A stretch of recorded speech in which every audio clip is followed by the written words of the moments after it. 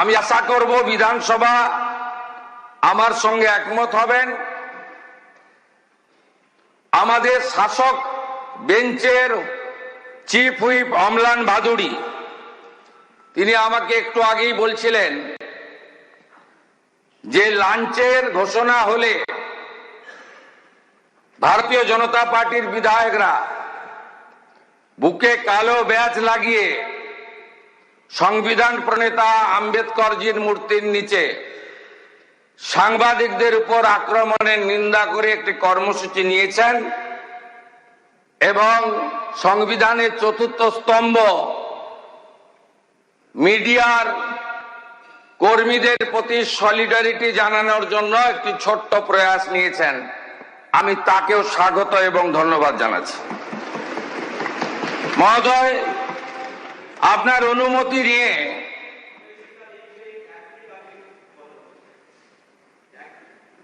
আমি বলার পরে আপনাকে বলতে হবে এসএফআই এই আক্রমণের সঙ্গে যুক্ত নন। আপনার নেত্রীরাই তো বলেছে কাঁদানে টিয়ার গ্যাস নিয়ে পুলিশ দাঁড়িয়ে আছে, সবাই একটা করে জলের বোতল নিয়ে আসবেন। আমাদের কাছে তো সোশ্যাল মিডিয়া আছে। আপনারা তো কর্মসূচির আগেই বলেছেন জলের বোতল আনতে। সেই জলের বোতলগুলো হাজারে হাজারে কিভাবে ছুঁড়ছিলেন লোক দেখেছে। ডিম ছোড়াটা যদি বাংলার সংস্কৃতি না হয়ে থাকে, সাংবাদিকদের উপরে বোতল আর জুতো ছোড়াটাও বাংলার সংস্কৃতি হতে পারে না।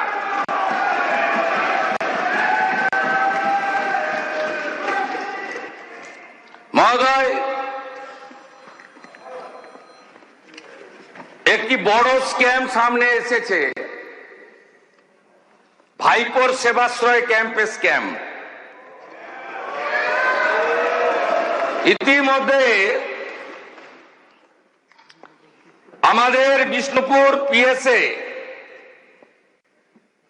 একাধিক কেস আমাদের ফাইল হয়েছে, এফআইআর। এই এফআইআর এর ভিত্তিতে আমি আপনার প্রথমে অনুমতি চাইছি। আমি মুখটা হেজি করে দিয়েছি, কিভাবে ক্ষতি করেছে দেখুন। এই ছবিগুলো দেখুন। এই চিটিংবাজটা দেখুন, বাচ্চাটার হাত গেছে।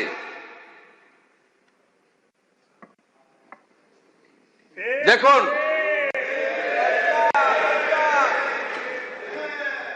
দেখুন আরেকটা বাচ্চাকে কিভাবে বিকলাঙ্গ করেছে দেখুন।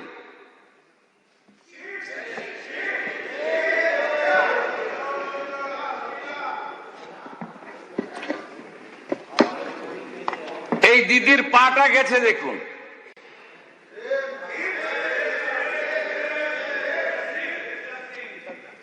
এ যেটা করেছে এই চিটিংবাজ ভাইপো,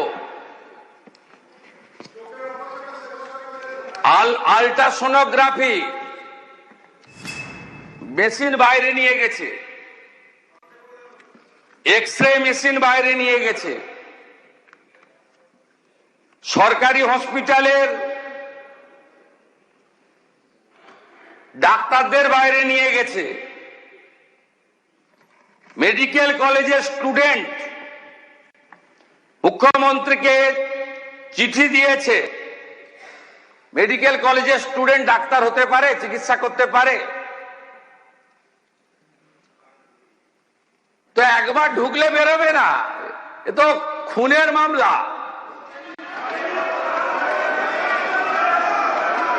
একে কেউ বাঁচাতে পারবে না। এই চিটিংবাজ ভাইপোকে কেউ বাঁচাতে পারবে না। আগে তো সবকে তুলবো। সব আল্ট্রাসোনোগ্রাফি মেশিন সিজ হয়েছে, সব এক্সরে মেশিন সিজ হয়েছে। দিলীপ মন্ডল তার গোডাউন থেকে এই সকল সেবাশ্রয় 25-এ ওষুধ সিজ হয়েছে, যেটা 21 সালের ওষুধ, এক্সপায়ারি ওষুধ দিয়েছে পেশেন্টদেরকে। গতকাল আমি একটি চিঠি পেয়েছি অধ্যক্ষ মহোদয়, মাননীয় মুখ্যমন্ত্রী পশ্চিমবঙ্গ সরকার মহাশয়, বিনীত নিবেদন এই যে আমি ডাক্তার রাজীব বিশ্বাস diamond Harbour medical college radiology বিভাগে আরম্ভ চিকিৎসক হিসেবে নিযুক্ত ছিলাম। একজন জুনিয়র চিকিৎসক হিসেবে অভয়া আন্দোলনের সঙ্গে যুক্ত ছিলাম। অভয়া পরবর্তী সময় স্থানীয় নেতাদের প্রচ্ছন্ন মদতে কলেজের প্রিন্সিপাল স্যার এবং কিছু ছাত্রদের ঝামেলার ফলে আন্দোলনে থাকার জন্য হেনস্থার ভয় দিন কাটতে থাকে। আমতলা অডিটোরিয়ামে সেবাশ্রয় নিয়ে জানতে পারি সেই ক্যাম্পে ডিউটি করতে বলা হয়। একজন জুনিয়র চিকিৎসক হিসেবে নিজের সুরক্ষার কথা ভেবে আমি ডিউটি করি।